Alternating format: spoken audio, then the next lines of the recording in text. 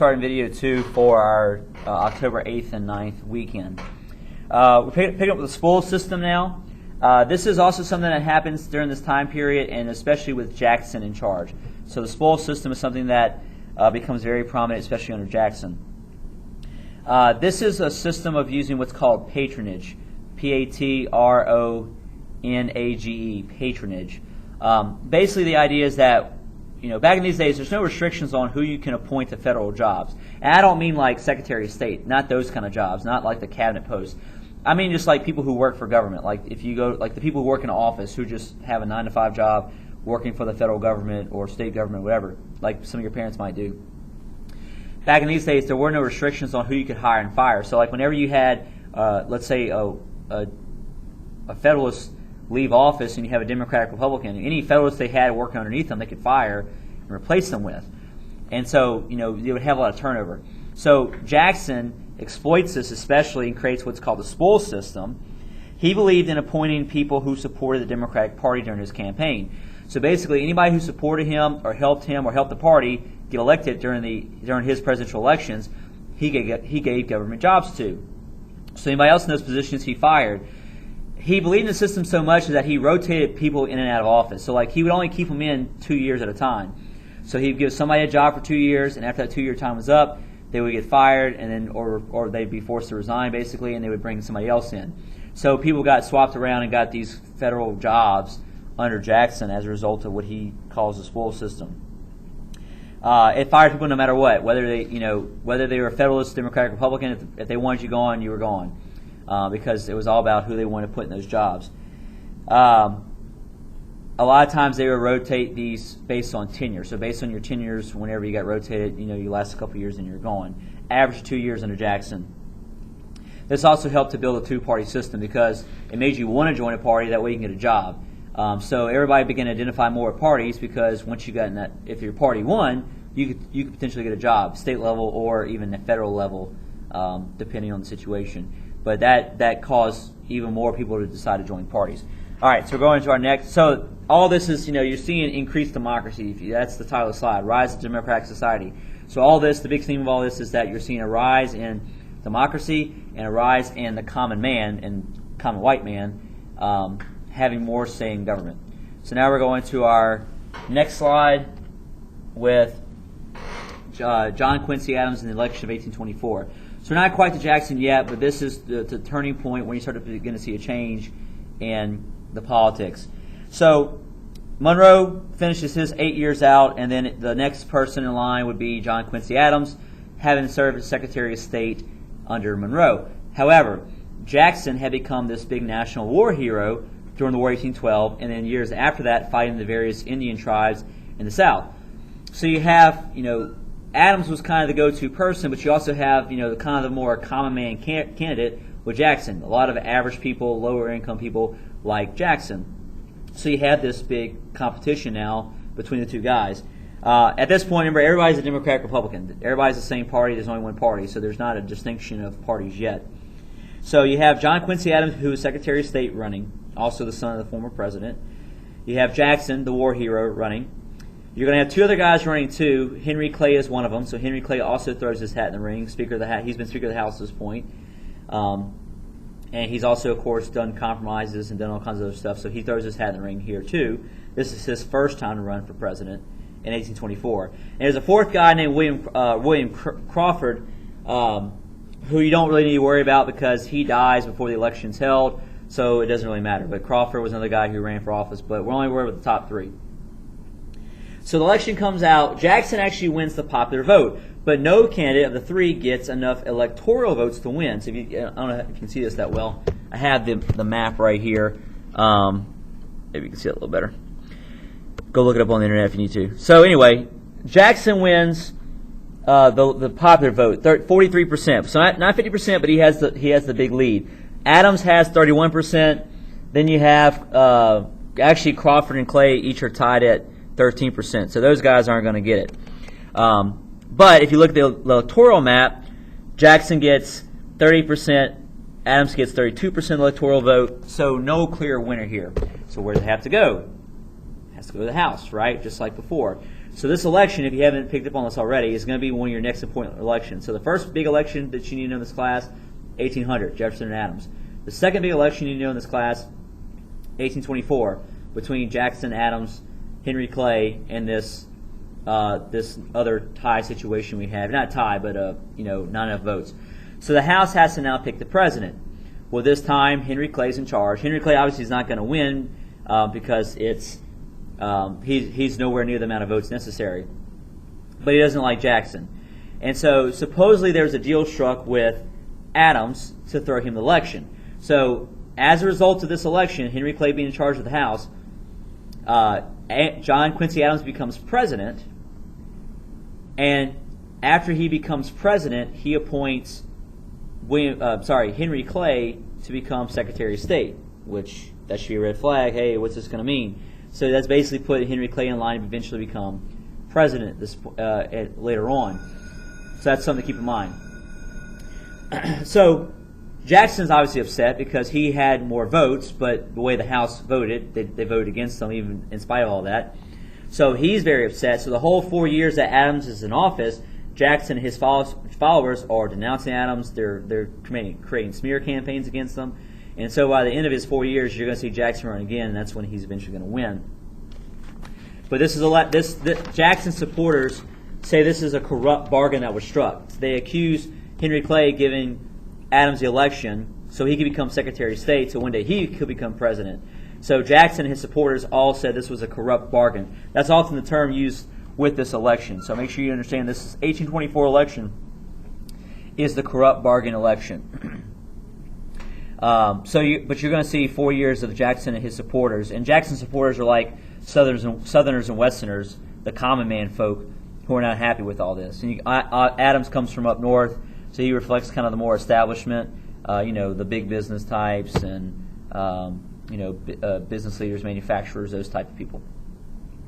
There's not a whole lot to say about John Quincy Adams as president. Although he was one of the best secretaries of state, he just wasn't that great of a president. He couldn't get a lot of things done.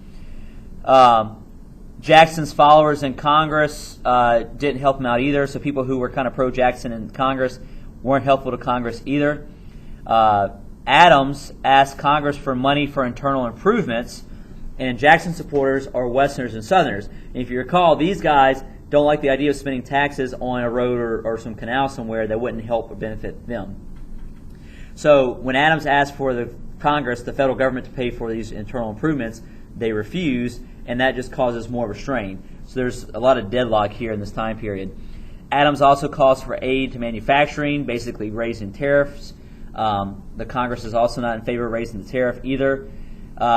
Adams also calls for the development of a national university, but all these Westerners and Southerners don't want to pay for a national university either, and that never happens. So basically, Adams comes in with this, tax and a lot of spending of money for tariffs and internal improvements in the national college, and Jackson and his followers just aren't having it. Again, you don't have the two parties yet. The two parties don't really form until the 1830s, but because everybody at this point is still Democratic Republican, but it's already starting to happen. It's already starting to develop here at this point.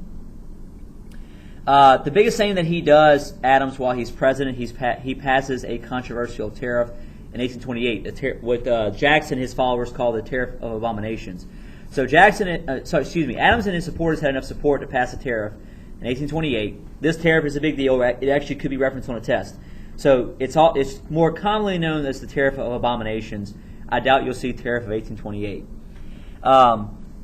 Congress made this new tariff in 1828 that favored northern industries, that raised the rate higher. At that point was the highest protective tariff.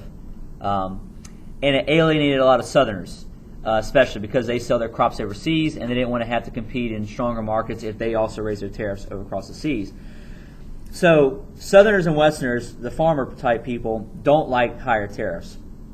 And so this is what really kind of dooms Adams. Once Adams proposes this tariff, which helps out the businesses in the north, the industrial types up north, it's really going to hurt them. And this whole Tariff of Abominations thing does not go over well. A lot of people feel like it's too high. They hate what it does to the economy. And we're not done with it yet. But it gets passed in the last year of Adams being president. So just kind of keep that in the back of your mind because we're going to come back to that later on. which brings us to election 1828. In 1828, you have Jackson versus Adams only now. So I can pull this map up. I don't know how well you can see it. So you have Jackson versus Adams only in this election. You can see there was kind of already development of new political parties.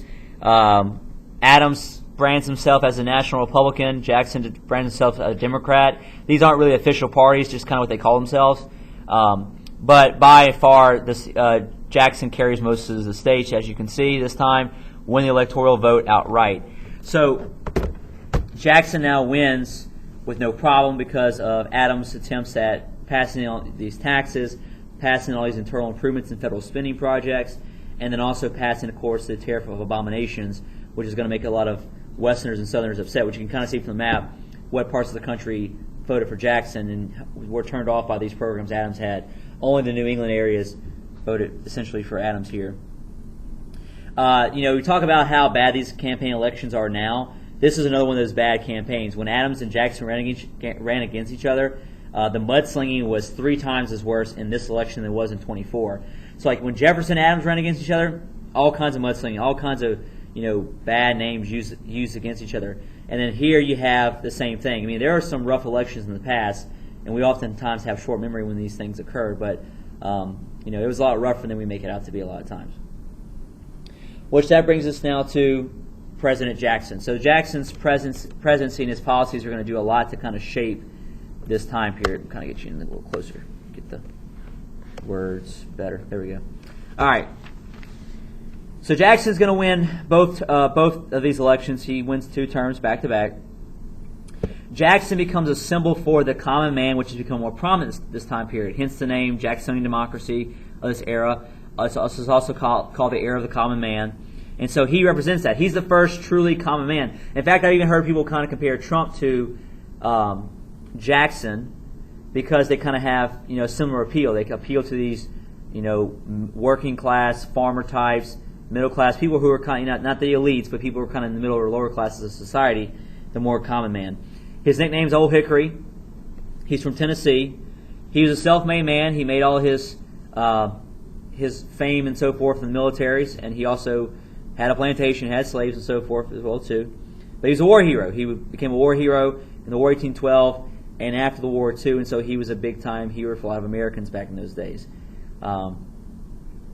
So his belief in role of the president was very limited. So that's a big time belief of Jackson. It was Jackson believed that you had to have a very limited, strict role as president. In fact, he was probably more Jeffersonian than Jefferson was because he wanted to keep a very small government, very frugal government, and try to give more power to states if possible. So he's very frugal.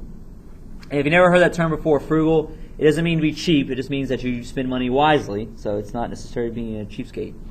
But he wanted, basically, anytime he felt like the government was not spending money the right way, he would veto it. He did a lot of vetoes. In fact, he does more vetoes than all 6 of his predecessors combined.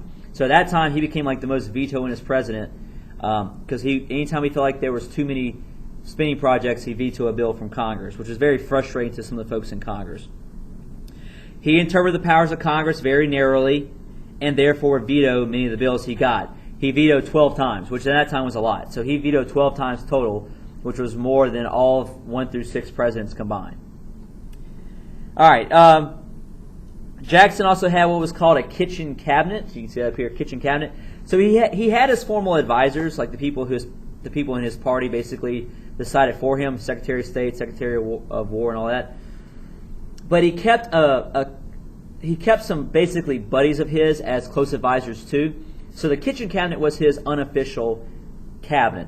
Guys who he literally meet like in the kitchen with, people who didn't hold the position of Secretary of State or any of those other positions.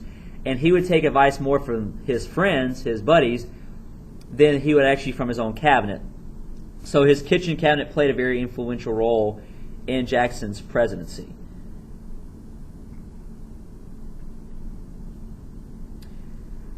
All right, the next issue is the Peggy Eaton affair. And I think we'll stop it for that. So I want to say the rest for when we get back. So the next thing is going to be the Peggy Eaton affair. And this ties in with his cabinet. The Secretary of War's wife, his Secretary of War's wife, last name, her name was Peggy Eaton, so his Secretary of War was a guy named Eaton, had become the subject of gossip among the other cabinet wives. There was some accusation she was like a tramp, that they had sex before marriage, that she was like a prostitute or something like that before. So it was like a big scandal amongst the cabinet, amongst the wives. So because the wives didn't like her, didn't like Peggy Eaton, the husbands also shunned her and her husband too. There was like White House parties that they refused to invite her to because she was, this kind of a subject woman who might be doing all these kind of side activities and so forth. So Jackson didn't care for all this behavior, and so he forces them to get together. And so because the wives refused to meet with her and the husband listened to their wives, what eventually happens is that a lot of the cabinet guys actually end up quitting the cabinet. They end up resigning because basically Jackson wants to force them to work together, even with the Secretary of War and his wife. The wives put pressure on the husband not to comply, and so pretty much all of his cabinet resigns, which is one of the reasons why he relies on the kitchen cabinet also. So a lot of his guys will resign as a result of all this whole situation. It also led to his vice president's resignation too. His vice president was John C. Calhoun. John C. Calhoun is a very unique individual. He's also one of our prominent politicians in this time period. Calhoun had been vice president under John Quincy Adams, and he becomes vice president under Jackson as well too. He's the only man to ever do that. He's the only man to become vice president for two different people and two different parties technically too. So John C. Calhoun also resigned because of the same situation, the whole Peggy Eaton affair. He resigned as well too. That's one reason why he resigned. He also resigned because he was becoming more of a states' rights guy. He didn't like that tariff of abominations we talked about. Jackson was a staunch unionist, and so Jackson, he started having these differences and started seeing things, not eye to eye. So John C. Calhoun ends up resigning his post. So John C. Calhoun was the first vice president to resign. We've only had two vice presidents resign. He's the first. The other one's later on in the 1970s. You know who it is? Somebody look it up and see if you tell me. You can find that bit of trivia out for Wednesday's class. So Calhoun resigns here over the Peggy Eaton affair as well as brewing states' rights issues, which we're going to come back to that later on. But he was unique in being the only vice president to serve under two different presidents. He's also from South Carolina, which tells you something about him too. So now Jackson even becomes more popular amongst the common people because he stood up not just for the common man, but now he stood up for the common woman as well too with this whole Peggy Eaton affair. And on the side note of him being, the common man, whenever he had his inauguration party at the White House, there were people who just all showed up like out of the woodworks. Like people, all these backwoods folks show up to the White House, crawling inside the White House. There's a big reception with food and stuff, and just all kinds of these low income farmers, country bumpkin types at the White House. Jackson actually had to crawl out of a window to get out the White House. There were so many people inside. So that's how much of the common man representative he was. So we'll stop there. This will be the only two videos for this weekend, and we'll pick up there when we return on Wednesday. Have a good weekend.